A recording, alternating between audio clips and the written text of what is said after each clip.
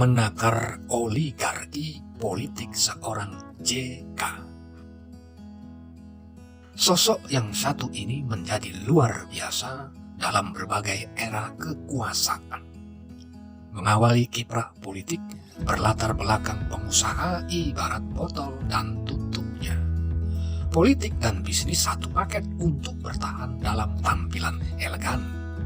Isi botol bisa berupa air, obat, minuman, bumbu, atau minuman beralkohol yang memabukkan saat diminum overdosis. Sebut saja inisialnya JK. Lobi lintas negara seorang JK terbukti ampuh. Selain pengusaha papan atas, JK dikenal politikus ulung yang mampu membawa perubahan situasi secara cepat. Jika kita tarik ke belakang, tahun 2004 JK sukses merebut Partai Golkar dari Akbar Tanjung dengan tujuan mendukung Partai Demokrat yang butuh tumbuh tambahan suara dari partai untuk memenangkan pemilu langsung. Hasilnya SBY JK berhasil mengalahkan Mega Hasyim dengan perolehan suara 60,62%. Yang mengherankan, JK menjadi capres SBY bukan atas dukungan Partai Golkar, meskipun dia ketua umumnya. Golkar di pemilu 2004 mendukung capres Mega Hasyim. JK merebut Golkar hanya butuh masa partai, tidak dengan partainya. Untuk urusan memecah kelompok, JK jagonya. Mundur lagi ke belakang, tahun 2000 saat JK dipecat Gus Dur dari posisi Menteri Perindustrian dan Perdagangan bersamaan dengan Laksamana Soekardi, Menteri BUMN, dengan alasan keduanya terlibat KKN. Sebelum menjadi ketua umum Golkar, JK dikenal sebagai donatur utama partai, sedangkan Laksamana Soekardi adalah anak emasnya PDIP. Kemarahan JK dan elit Golkar bersama PDIP menjadi pintu gerbang pelengseran Gus Dur.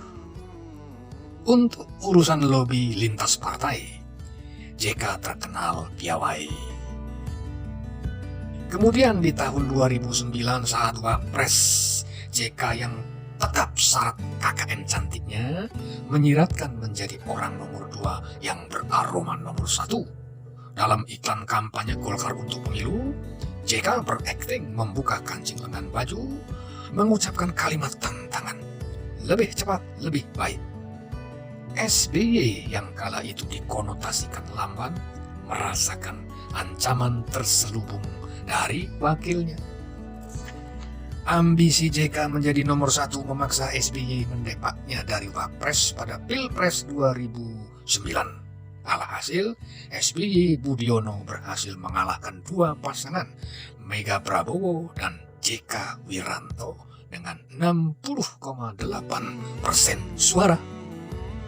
Hal terkait ambisi, JK punya kelas tersendiri.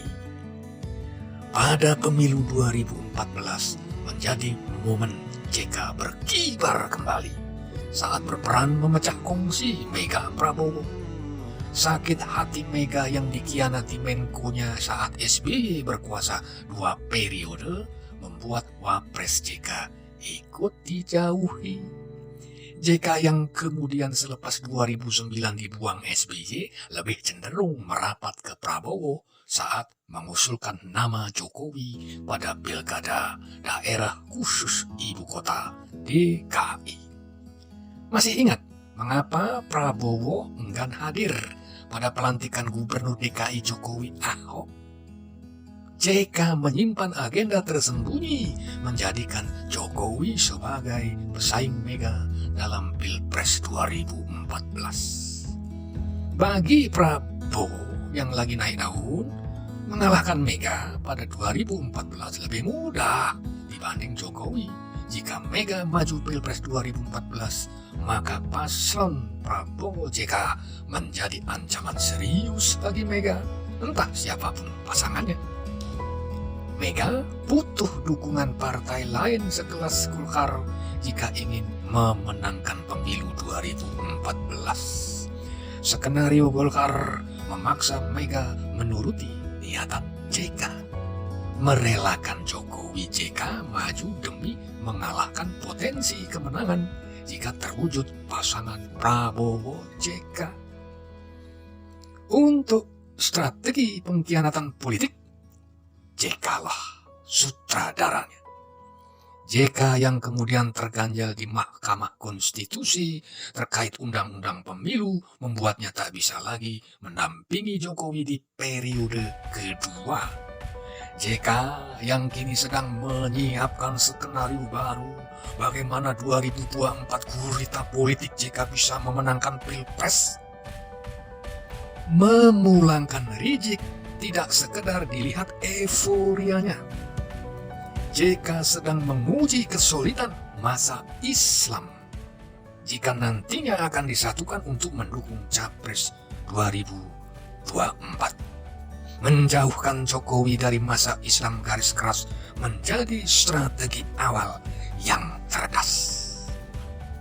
Hingga suatu ketika saat masa Islam terbelah, JK sudah menyiapkan si anak emas Abbas untuk menjatuhkannya, kemudian menjadikan Abbas pahlawan yang pantas menduduki istana tanpa perlawanan yang berarti.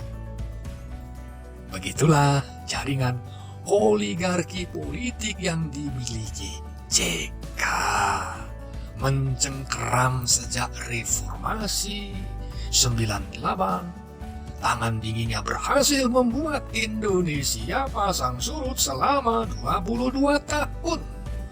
Mempengaruhi banyak hal dan kepentingan dalam cita-cita tertingginya menjadi nomor 1 yang belum terwujud.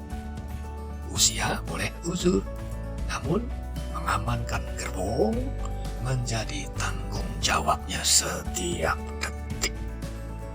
Siapakah JK yang hebat itu? Bagi pecinta komedian pasti kenal sosok tua yang sering dijadikan bulan-bulanan lawakan. Ya, dialah Jarwo Kuat.